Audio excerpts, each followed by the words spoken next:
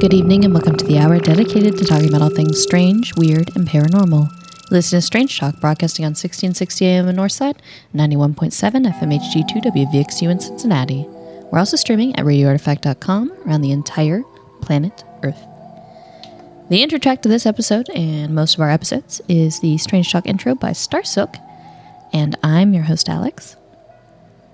And I'm your co-host, Creature. Yeah, yay.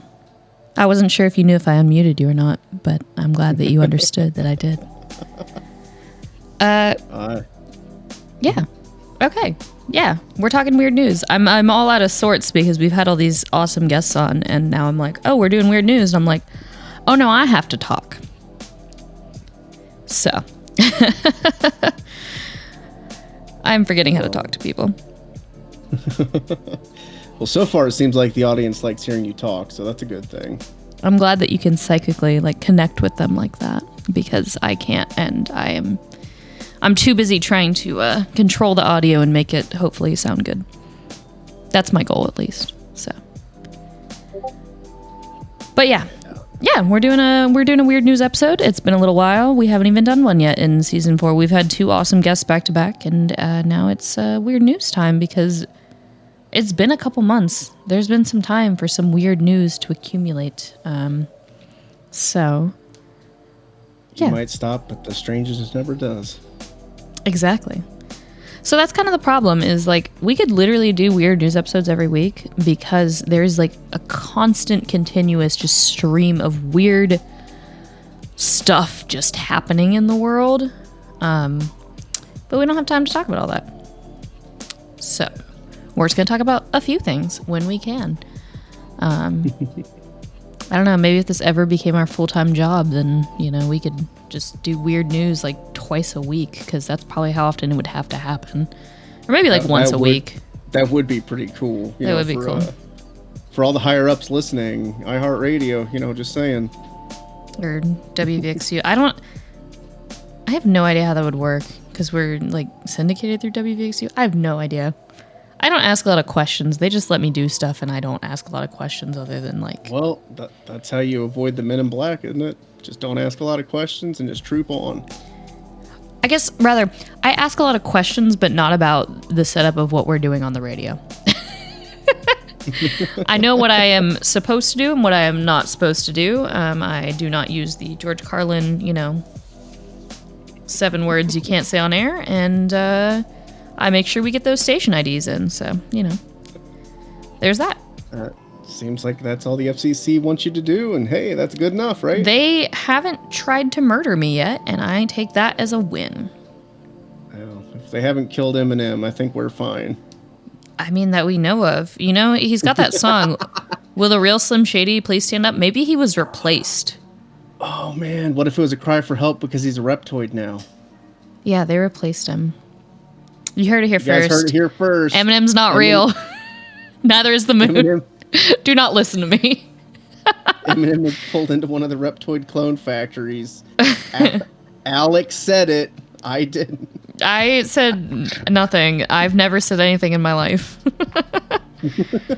All right, we should get into some weird news. Otherwise, I'm gonna keep making up conspiracy theories about Eminem not being real and has been replaced by Skittles. So,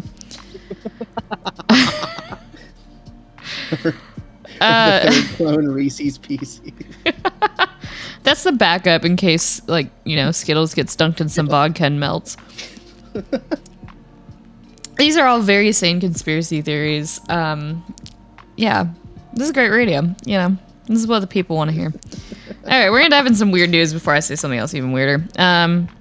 Our first weird news article is coming from Kon2, which is a Hawaiian news station, I suppose. It's KHON2.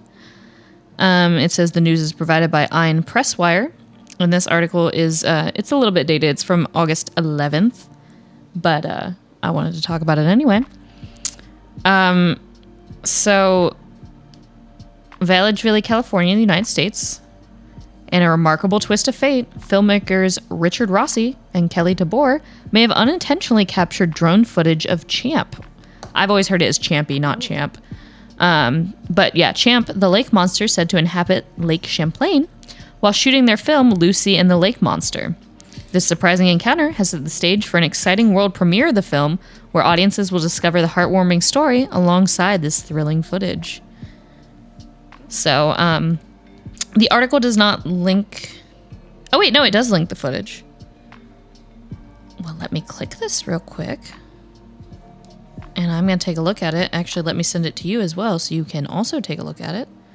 Okay. And we can kind of do a little look-see and see if this is a publicity stunt or if they maybe got some Champy footage. And we'll obviously link this on our Facebook page.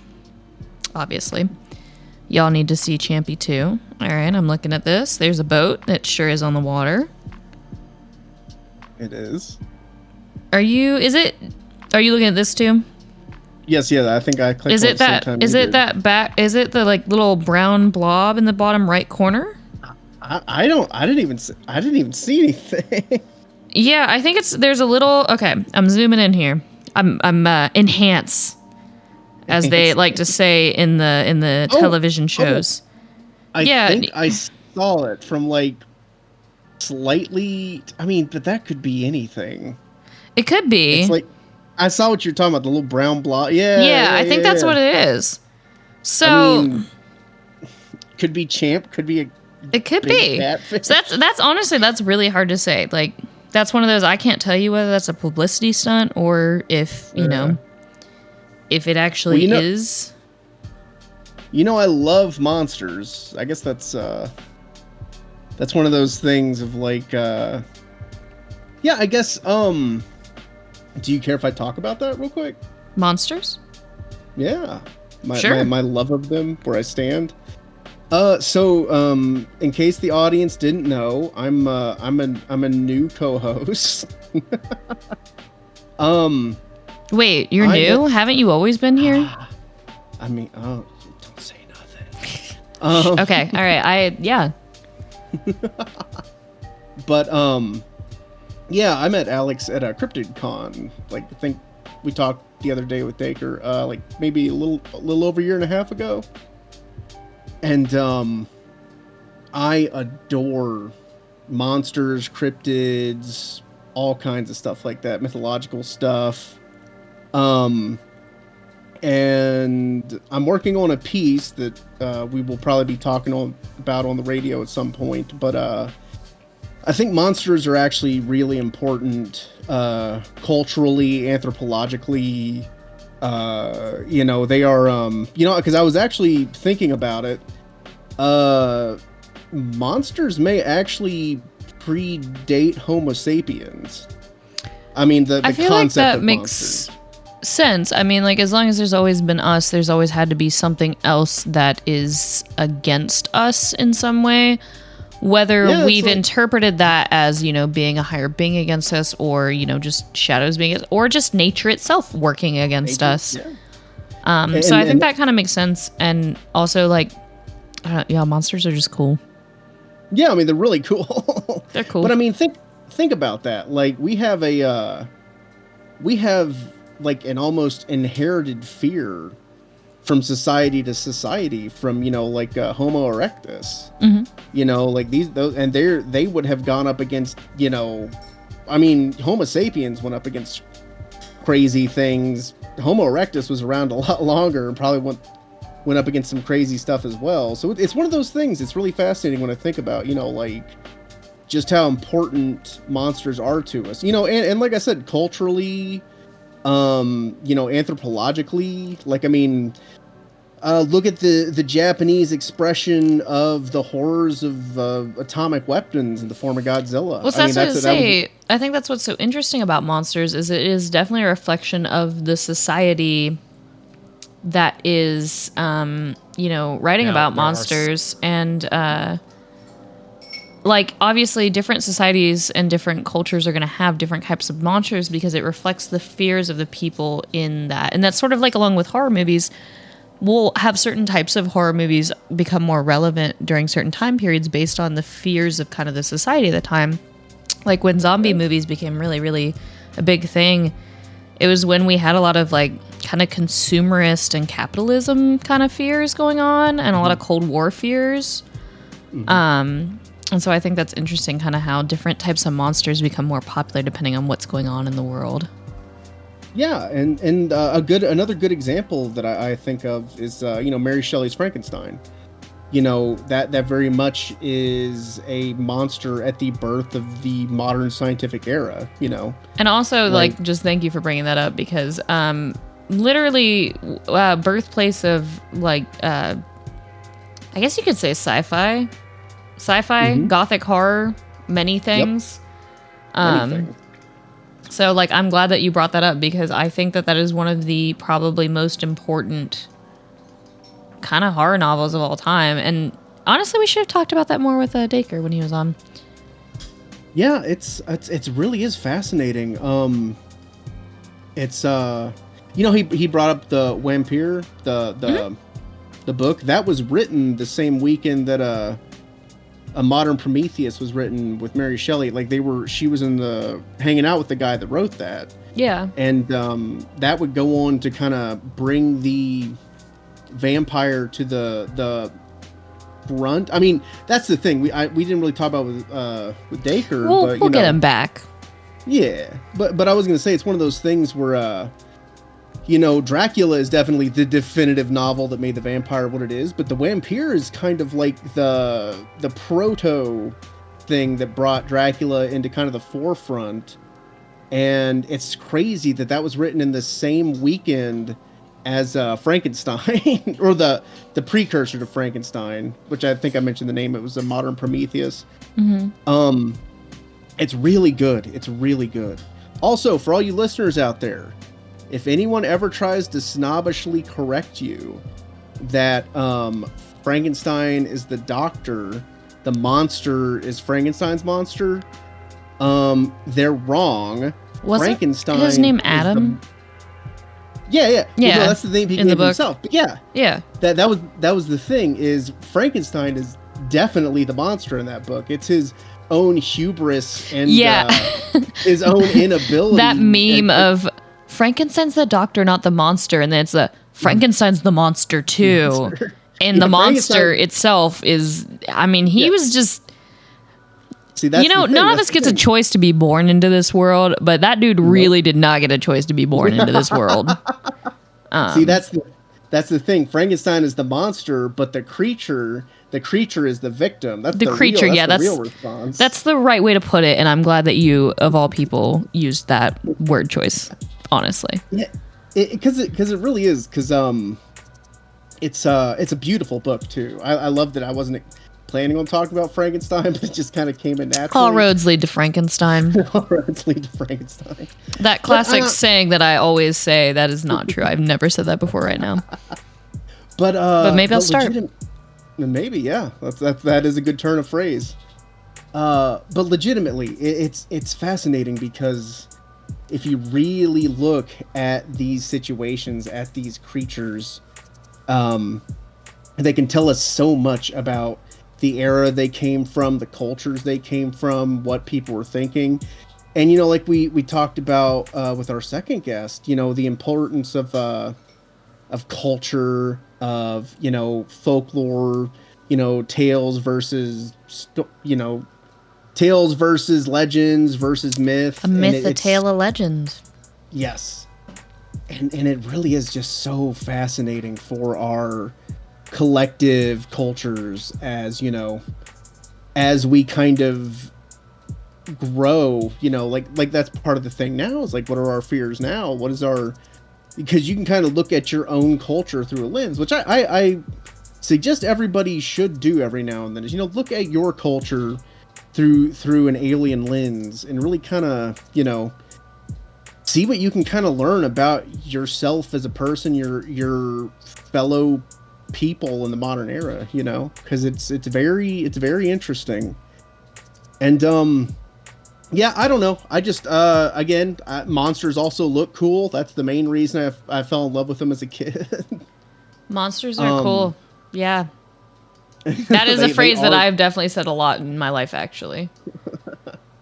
and you know, yeah, they're just so culturally rich and beautiful and interesting, and cover every aspect of our culture. They're the good guys, they're the bad guys, mostly the bad guys, but they're occasionally the good guys. But yeah, and you know, like I tell everybody, you know, like, because, you know, we as a culture, we just kind of see monsters, creatures, and they're just kind of something we just accept and move on with. But really, it's the pinnacle of human imagination, which is an amazing thing unto itself, you know? Yeah. But, also, if I can shameless self-plug here for a second, too. It was just released just a couple days ago. I did like kind of a bonus episode with the Bloodlust and Bourbon podcast, where we were talking about the rise of like witches in media and kind of how that's changed over time. So if you all are interested in monsters in media, which includes witches, you should go check that episode out. It was a lot of fun. It's like a quick, shorter episode. I could have definitely talked about it a lot longer, but like the way that witches are viewed in media has changed so much, so drastically. And so that was just like really fun and cool to talk about, because it's something I think about a lot for some reason. So shameless self-plug there. If you want to talk more about witches in media, go check that out and then email us about it, because I definitely have more to say about it. Like, that was kind of a quick overview, but I could talk about it for ages.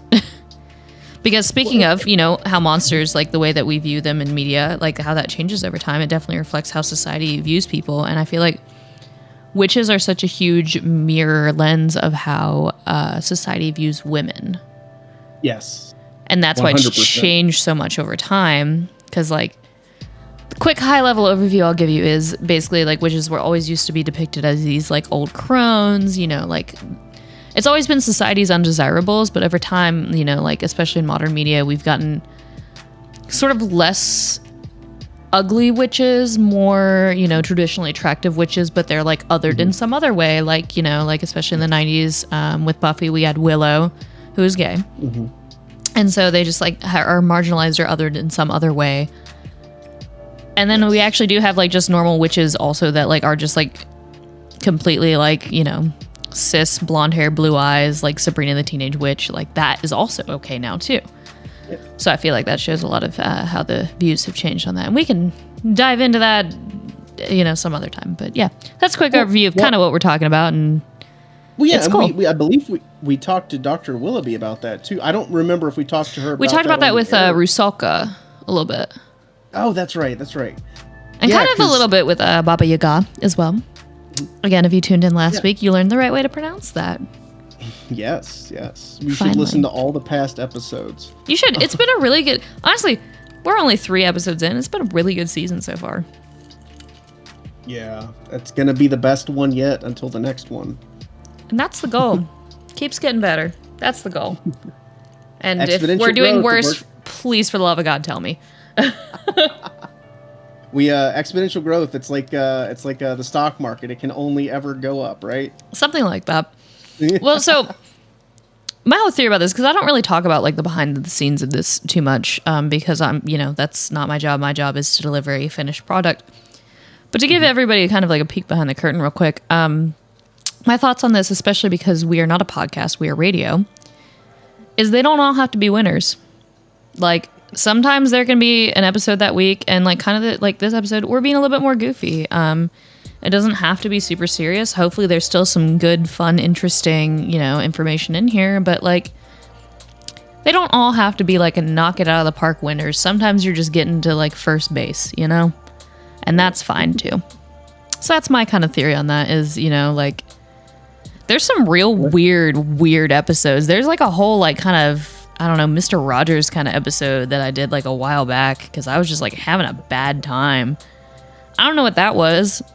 They don't all have to be the same. Sometimes you just get some really weird stuff and like, I don't know, it's just a fun change of pace, and that's the nature of radio. It's going to be constantly evolving, constantly changing, and I think that's kind of what's fun and interesting about what we do rather than like a super polished and super, there's still like I think a worthwhile end product there, but it's not like a podcast that has to be super polished and super well done every week, Mm-hmm.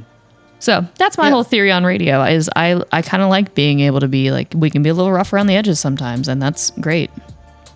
Hopefully it still sounds good though. That's my goal.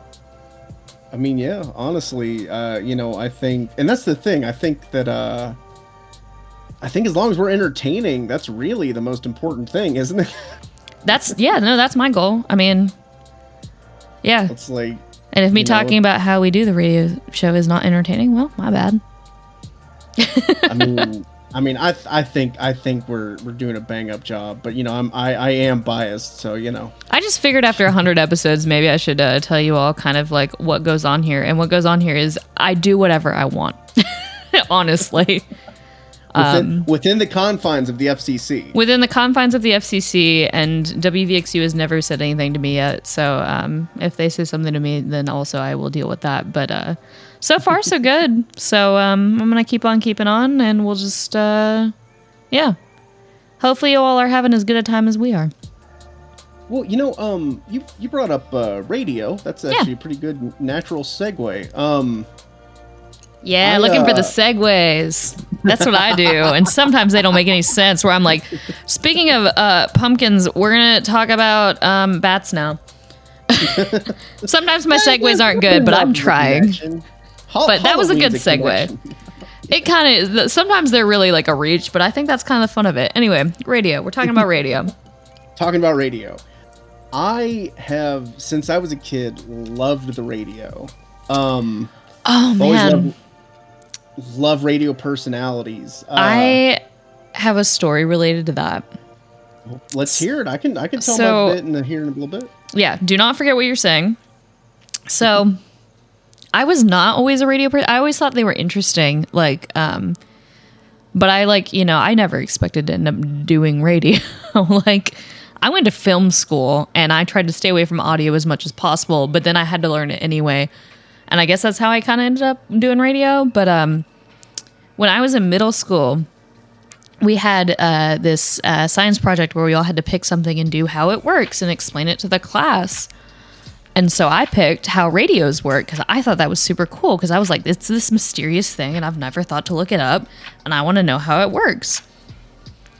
And my science teacher made fun of me to the class after mine, not realizing my best friend was in that class, who then told me that she was making fun of someone for picking radios for their project. And I told my friend, I was like, that was me. And I've never forgiven that teacher, because that's such a crap thing to do to like a middle school kid, to be like, oh, it's stupid that you want to learn things. I don't even remember that teacher's name, because she was a good teacher other than that. But I was just like, wow, like, you're really gonna just like be like, oh, wanting to learn things is dumb, like, as a teacher. I had a lot of really bad science teachers growing up. Otherwise, I may have gone into science. But yeah, even in college, I tried to avoid radio like at all costs, and I still ended up here. So I guess it's where I belong. What if I told you I had a similar story that connected monsters and bad teacher? Perfect. I love it. Let's go. I used to draw monsters nonstop as same. Yeah. Yeah, as from like a little kid until high school. And the reason until high school is my art teacher challenged me to draw a realistic human, so I was supposed to draw her. And apparently, oh no. Apparently the drawing was so bad that she told me I should forever give up art. Wow. Okay. And if you're a teacher, you cannot be saying stuff like that. Like, you cannot be a jerk to kids like that. Let them make bad art. Let them learn about radios. Just let them do that. And I was gonna say, I love that there's a crescendo there that involves me forever quitting drawing monsters. You were like, fine, I won't draw them. I'm just gonna learn everything I can about them. Everything I can about them. Well, Jokes on you. I have one more story related to that. Oh, go ahead. I've talked about this before on the show, but I don't think I've told you this.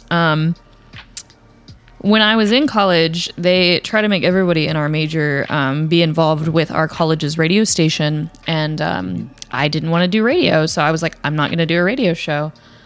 So I mostly like helped out with other people's radio shows. I would like make them graphics or like do whatever, whatever I could think of, except for around October, I decided, because they also like had like written parts as well, so I would write articles as well. And so I started writing these articles about this fake cryptid on campus. Yeah. And so the rake wasn't really popular at the time, so I used the rake because there wasn't a lot of lore on it. And I was like, cool, I can kind of use this to like build up the lore on it, like and kind of do that. And so I wrote all these articles about like these rake attacks happening around campus. And thinking back, I don't know that I ever wrote an article finally being like, oh, this was just for fun for Halloween. Have fun, guys. I don't think I ever did that, which my bad. But part of what I did for that, like I did drawings, I did interviews, like all kinds of stuff, like, and I wrote all these articles. But part of what I did, and I'll send this to you, is I've talked about this on the show before. If you've heard this, this is mine. Nowhere have I ever otherwise posted that this is like fake at all. But I made this fake 911 call where like somebody encounters the rake and basically they're like freaking out and they're like, send everybody. And even the image on it is my friend in like one of those black morph suits. And he had a headlamp on. And so I just cloned it to make another glowing eye. And then we made these like fingers out of cardboard. And so I made this video that it's like that. And I made it look like a fake security footage thing. And I put this fake 911 call over it. And I uploaded it to YouTube 9 years ago. And it's up to 42,000 views. And there's still like new comments on it constantly. And like, I so badly like kind of want to log into that account again and be like, hey guys, like, because like a bunch of people were like, oh my god, I'm terrified, and then like half the people were like, it's fake. And I kind of want to be like, yeah guys, I was messing with my college, like this was a college project, like why are you all here? Like how did you get, I genuinely don't know how this many people have seen this. I think you should do the opposite and log into the account and then just keep it going. Kind of keep it going. I've never uploaded anything else to that account, and I'm kind of afraid to now. So I've talked about it. Yeah, ARG. Well, like, so that's the thing is like it has a lot of comments where they're like, "Oh, this is an SCP." Yeah. So anyway, yeah, that's the thing that I did actually with the help of Jordan, who was originally doing Strange Shock with me. So that's a thing that exists and is out there, and this is like on the radio, and therefore in the show has been my only confession that I'm the one who did this. So I guess some part of me was always calling me to radio because I recorded this fake 911, and like somebody even commented, they were like, how do people get these 911 calls? And I'm like, because they're not real. They're not real. So yeah, that's awesome. The last time I looked at it, it was up to 30,000. It's up to 42,000 views now, and I'm like, who is linking this places? Like, where are people finding this? I'm so jealous of you. I wish I had done that, because that's awesome. That's just like my weird thing that like that's my weird claim to fame that has absolutely no fame to it whatsoever, and I'm just like, what? That is very expletive awesome. So, there's a thing. I've talked about it before, but it's been a while since I've talked about it. So I figure, for our new listeners, there you go. I accidentally hoaxed a bunch of people and also made a bunch of people mad being like, it's fake. So born for radio, I guess. I don't know. I'm just here to. I have no idea. Oh man, well, at least more than a lot of other cryptid stuff. It was an accidental hoax. Yeah, I mean, again, like I was just doing it for fun because I really didn't want to have a radio show, and so I was like, here we go. Here's how I make this entertaining for me instead of just me coming up with stuff to do every week. It was either that or occasionally they would leave the door to the radio station unlocked, and I would just like start adding music to the queue. And like one time I think I added like 3 hours of like gorilla noises. So they really didn't want me to have a radio show. That worked out for the best for both of us at the time. I think it was a couple years after that actually that I started doing like Strange Talk stuff back when it was just an internet show. So it's funny how Oh, no, I was just saying it's funny how hard I resisted radio and then was like, actually, sure, I'll talk about weird stuff. Have you talked about the origin of Strange Talk on the official like radio show? A little bit, yeah. If people want a timeline. So basically back in Strange Talk kind of already existed. I have no idea how Jordan was doing it originally, but I got involved in 2013. At the time, Art Bell had just come back on the air to do Dark Matter because he stopped doing Coast to Coast AM in I think like 2010 or something like that. And Jordan and I worked together and like just listened to a bunch of like Coast to Coast AM reruns at the time. And so when he started doing Dark Matter, we were super stoked, but it was on Sirius XM. And so we would kind of do these like internet listening parties like with just like, you know, people from the internet to listen to it because Sirius XM was like nobody had it at the time. Weren't you on? I might be misremembering this, but weren't you guys doing that on like 4chan or something? It was in the X thread. It was in the paranormal thread. Everyone hears X and they think it's like something gross, but no, it's paranormal thread. So we would kind of post it in there too. We would all listen to it together. So we were like, well, if we're like streaming and listening to this together, we should have a pre-show. And so that's kind of how we started doing Strange Talk, as far as like just like a weird internet stream to 5 people from 4chan. Dane from Pittsburgh, if you're out there, I want you back on the show. We convinced Dane to call into Dark Matter to ask about pizza rolls as like a crack at George Norrie. And Art Bell like caught on so quickly. And that audio is great. I still have that saved to my computer. So yeah, that episode when we did that, we got him to call in, and then we did like a post show, or I think the pre-show for the next week. We had Dane come on, and we were like, "All right, tell us what it was like calling in," because like we couldn't call in because we were streaming to the like 4 other people that were in our weird little chat. So we got one of them to call in, and he bit the bullet for us, and like really, really, he got us through that. It was awesome. We were freaking out. But yeah, so we started out just doing a stupid like little 30-minute pre-show and then all listening to Dark Matter together. So we would kind of talk about like whatever topics they were going to talk about that night. We would kind of talk about it beforehand to be like, oh, I wonder if they'll bring this up. Like, this would be cool. Then that way we could also kind of like, if somebody wanted to call in, like we'd already kind of talked about that stuff. So we'd get our questions together and stuff. So that's how we started doing that. And then in 2017... when I saw that Urban Artifact was starting to do Radio Artifact and they needed people to do radio shows, I was like, hey, Scott, who is the station manager. We love Scott. Scott is wonderful. He is a fantastic person, and he deals with me emailing him, you know, these weird episodes with weird descriptions every week.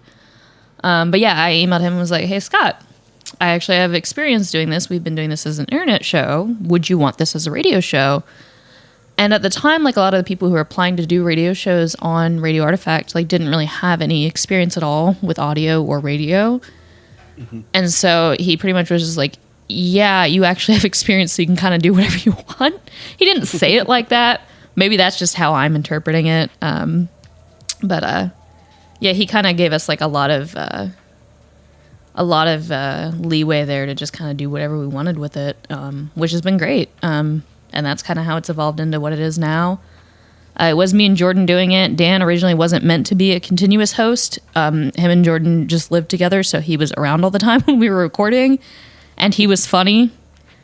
Me and Jordan were like, seriously, like, let's talk about these ghosts. And then Dan was like, I've got a funny joke. And I was like, cool, you're so balancing out how just like overly serious we are talking about ghosts. So this is perfect.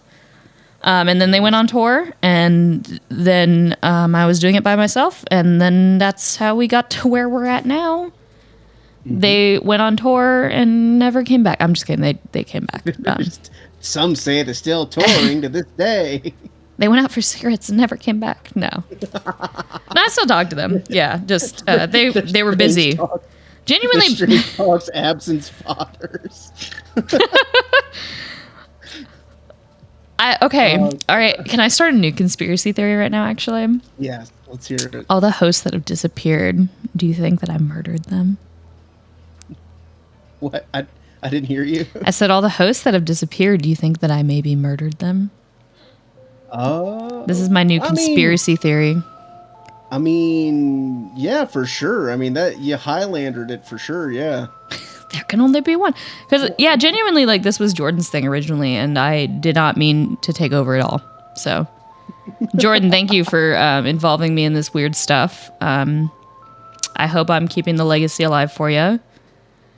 There's a bunch of stuff from like old episodes that I'd love to revisit, because there's some stuff that like have answers now that we were talking about before, like the bloop. The bloop was one of those early, like before I was even involved. They did an episode on that in 2010. And we have an answer for what the bloop was now, if you want to believe that that is the answer. But yeah, there's a bunch of stuff I would love to revisit. And I think that's kind of the history of it, a very, very discombobulated history of how Strange Duck got to where we're at now. Is that determination, I guess. I don't know. I have no idea. Tenacity. Maybe a little bit of stupidity. I don't know. What is it? Henry Rollins always said, have the tenacity of a cockroach. I feel that way sometimes. I once tried to say that I'm not stubborn, and then like I was corrected. So I guess I'm stubborn. Because I don't feel like I'm stubborn, but I was corrected, so I guess I am. And maybe that's stubborn of me to say that. But yeah, no, we were talking about radio. I still didn't say that. Yeah, I yes. Oh yeah, please finish what you're saying. This is a bad weird news episode. We're not even getting to the weird news. It's fine.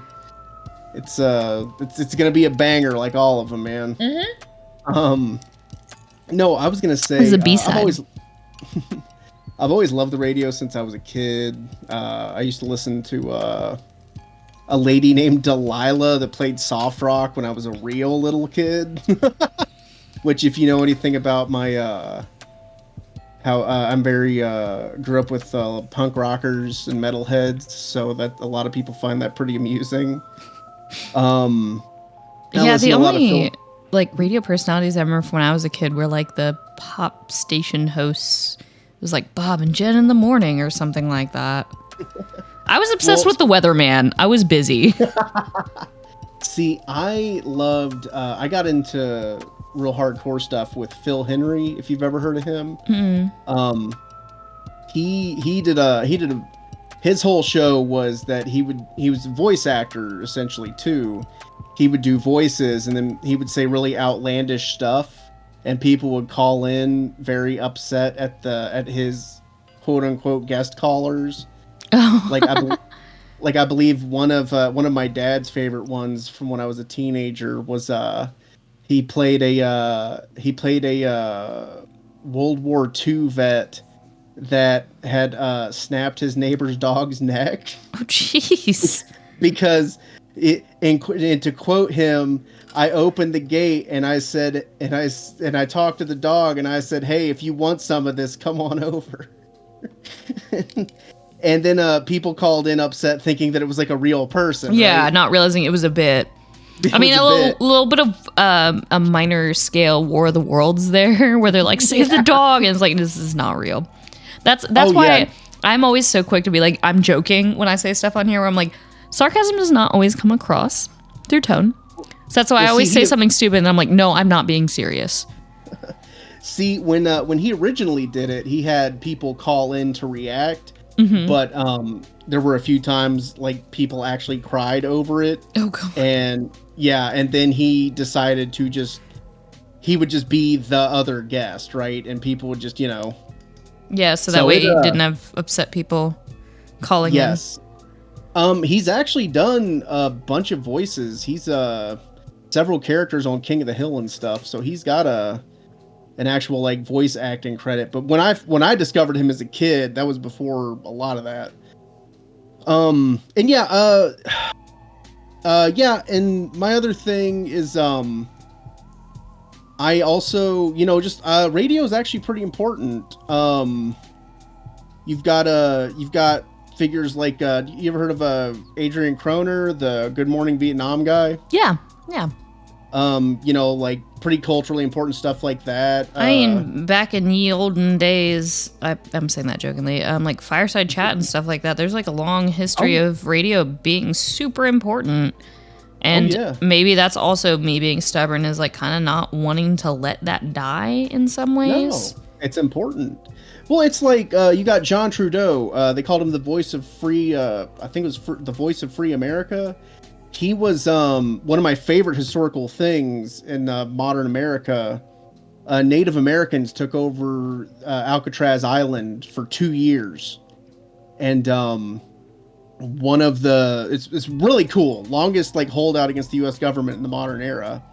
But what's really cool is John Trudeau was the Native American radio host for a pirate radio station that broadcast out of Alcatraz Island, which is awesome. We love a pirate radio station. We still have our original pirate band going strong on 1660 AM in Northside. You can pretty much only get it out in front of the rectory building, and sometimes not even then. Being pirate radio was awesome. It is awesome. It's also cool now to be syndicated, though. So thanks to WVXU. Sorry. 91.7 FMHU2 WVXU in Cincinnati for that. I gotta say the whole thing. You gotta say the whole thing. The whole thing. And it's one of those things, like I said, you're a fan of Art Bell. Mm-hmm. Wolfman Jack is never not cool. Mm-hmm. You know what I mean? So just this radio has this beautiful history that I'm happy to be a part of. And I also think that radio being a little more accessible to the public means that, in a way that, like, for me, podcasts are beholden usually to what will make them money. We make no money off of this, so we are not beholden to that, which is great. Exactly, 100%. And but radio has just always been special to me. Yeah, it's always been a part of my life. A lot less, unfortunately, since streaming music and stuff's come out. But it is.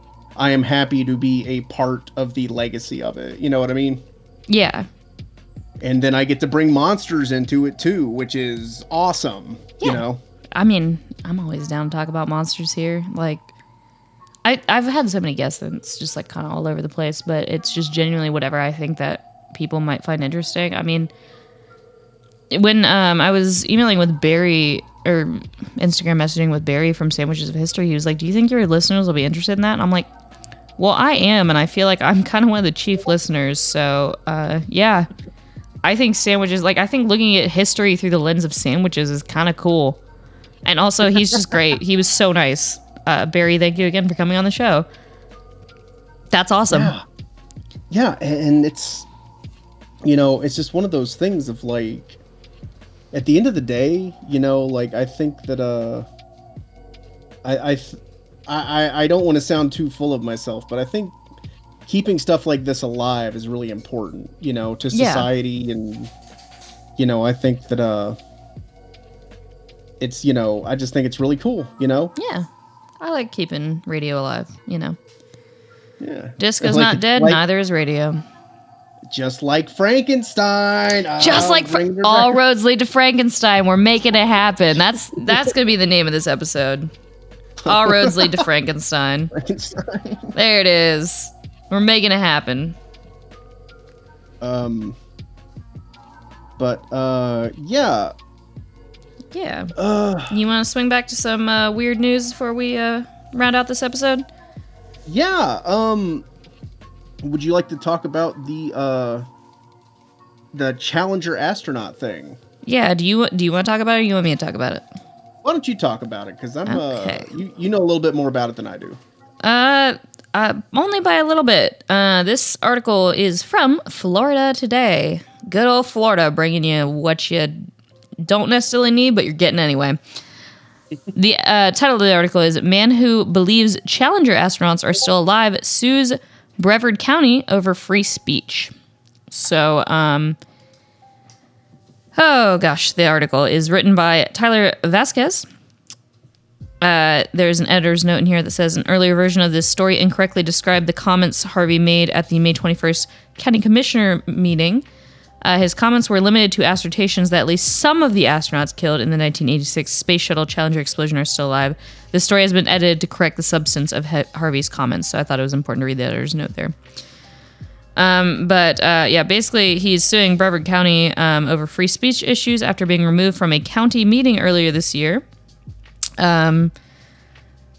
Basically, he said that the county commissioners violated his Justin Harvey's right to speak at a public meeting after a contentious meeting on May 21st saw Harvey escorted from the county government chambers by deputies. He's claiming that it is viewpoint discrimination for his removal from the meeting, and basically saying they violated their own policy around respecting minority opinions during public meetings because the commission disagreed with his opinion that the Challenger astronauts are still alive. Basically, he's just asking for nominal damages under Florida statute to cover his attorney's fees and in order declaring the commission's actions unlawful. So basically, he did not like that they went, we're not talking about the Challenger explosion people still being alive. He's apparently appeared before the commission at least twice. Back in April of 2023, he used his time to imply that the International Space Station was not real and that NASA was perpetuating a hoax. He was allowed to speak, and the commissioners made no comment then. So it sounds like maybe they just kind of got tired of him talking about this stuff. Coming in and throwing, good old Florida man, throwing his conspiracy theories at the town meeting. Good old, yeah. And that's why I was like, oh, we got to have a good old Florida man segment. Like, what's life without a Florida man segment going on, you know? If anywhere is going to have weird news, it's going to be Florida. It's always Florida. But yeah, I mean, that's incredibly, I don't want to use the word insane, but you know. It's incredibly Florida. Let's say is unhinged the right term? Yeah. It's incredibly Florida. Oh man, I talked to my friend Jason, who you've met before, Alex, I believe. Mm-hmm. Yeah, I met Jason. I've talked to him about because when he was a real little kid, he watched the Challenger explosion in school. Oof. I think a lot of kids did. He's just old enough to have seen that, and that's what's crazy to me because we talked about his the Gen Xers and the early millennials all got to see the Challenger explosion, and then when I was a kid, we saw got 9/11. I don't want to say that like, oh yeah, we got 9/11 yet. We had to witness that. And it's it's just interesting, all these like generational trauma things that come out of this, but it's so interesting that this guy seems to think they're all alive and well. Well, only some of them, as the editor's note added, but then they said they corrected that in the article, but the article still said that he thought all of them were alive. I'm curious which ones he thinks are alive and why only some of them. Yeah, it's that is quite a statement to throw out there. Yeah. Good old Florida man. Well, I was gonna say we've got a couple other news articles. Do you want me to just read the headlines on these? And if we want to, we can get into it at another time because we're running out of time. But yeah. I just think maybe going through some headlines real quick. There is a headline from Salem, India, saying Indian man constructs temple for alien god, claims he spoke to aliens who will save world. This is from WIO News. I hope he's right. I hope so too. The statue carved here is interesting. It looks like an alien, but yeah, I'll link that. My next headline down, carvings at site in Turkey could depict comet strike that ushered in civilization. This one is from USA Today, written by Eric Legata. I just thought that was an interesting one. Maybe we'll get to talk about that later. Yeah, so maybe it depicts a comic strike. I will link that on our Facebook page as well, Strange Talk Radio. And then I've got a couple that are just like kind of science news. This one, the reason I linked this one is because I'm like, oh gosh, Megan the movie is happening in real life. The article title is Bubble Pal, world's first AI-powered interactive toy introduced by Hivivi. I hope I'm pronouncing that right. Hivivi AI is apparently a toy company. And that one's coming from interestingengineering.com. Yeah, basically it listens to the kids and forms an emotional companionship with them. I think that's spectacularly creepy. That's why I included it. Yeah, I don't like that. Sorry. No, go ahead. I believe that is against the law, but I mean, in our current government state, who knows how much they care that might about be that, here. but I don't know, but sounds like it's being developed. Maybe not here. I don't know. Yeah. So we'll see. That would technically be collecting information on children, which is illegal. Yeah, when I read that, my biggest concern was that sounds like it would be bad in multiple ways. Yes, yeah. That's why Google got hit so hard a few years back, is because they were knowingly collecting information on children through YouTube and stuff, which is against the law. Yeah. Some more weird, creepy tech news I got for you, because this is a lot of what I deal with at work. AI can see what's on your screen by reading electromagnetic radiation from HDMI cords. Yeah, I've read that. This is from TechSpot. Researchers say the technique is already being used in the wild. This article is written by Zoe Ahmed. Kind of just freaky about, because like usually humans can't pick up on those patterns, but AI may be able to pick up on those patterns to basically see what's on your screen. Basically, I feel like unless you're working in some like deep espionage kind of stuff, that's probably not really going to be a huge problem for most people. Yeah. Couple other quick article stuff, because we're getting real close. From Science Alert, there's a world's first here. A heart made from titanium kept a man alive for days until they could get a replacement. This is from Carly Casella from sciencealert.com. Basically, it was a 58-year-old man in the United States. He was the first person in the world to have his failing heart replaced temporarily by a titanium blood pumper. I will link that because the picture's just really cool. And they were making jokes about how it looks like it was made for the Tin Man. But I think that's really cool. They were able to keep him alive until they got one. That is the first thing that popped in my head. Yeah. And then my last one is just another nearby Earth-sized planet discovered in the habitable zone. We're always finding, possibly habitable planets. My gosh, that's a hard word to say. So that one's also coming from Science Alert. We found another one. I used to talk about those a lot on the show, but we keep finding them. So now I stopped talking about it until there's one that they're actually like, guys, there might be something on this one. So I just think it's neat that we found one that is in the zone. So, and it's also Earth-sized. So. Ooh, because similar gravity.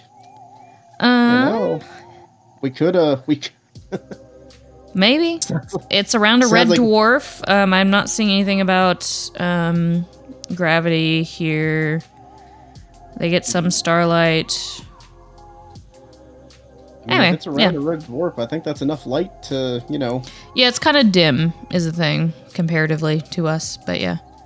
Anyway, it seems really cool. That might be promising. So the reason I bring it up is, I don't know, maybe we'll be talking about that later, being like, guys, we found something on here. I'm not going to try to say the name, though, because it's like Gliese 12B. And I'm like, I don't know if I'm saying that right. And I also don't know what that, I'm guessing maybe that's one of the people who helped discover it. Maybe we can talk more about that another time, because we're swiftly approaching the top of the hour. We got a little carried away. Like I said, they don't all have to be winners. We're still taking some bases. It's fine. I kind of wish that we would take over. We would start utilizing Star Trek's planet system of M-class planets. I think that would be great. Well, I think we do a little bit. Well, because I immediately hear that, and my first thought is an M-class planet, thinking that's a scientific term. Well, this one's an Earth-sized exoplanet just 40 light years away. And I'm like, is it M-class? Exoplanet does sound like an awesome metal band, by the way. Exoplanet sounds like it's a bug planet. So. It has a hard carapace, but a meaty inside. I mean, that's how I describe Earth, kind of. Like, I don't think that's incorrect. But that's also why I'm not like a geophysicist or something. That's who studies Earth? I think so. I believe so. I think again, I had a lot of really mean science teachers, so I did not get to explore science as much as I would have liked because they were all very mean to me, even though I was relatively chill in high school, comparatively. Yeah. I don't know. I'd like to think that a lot of them just aren't used to people asking questions, you know? Could be it. I probably was really annoying asking questions, but that's fine. I know I get to ask questions to people who I guess maybe want me to. Yeah, now you get to talk to experts in fields. So, yeah. Where and then ask them a million questions. Yeah, where are your teachers now? They don't know. I guess radio really was calling to me, but yeah, we're hitting the top of the hour here though, so we gotta sign off for the night. Mm-hmm. Yeah, I think we're aside from Strange Shock. So good night and good luck.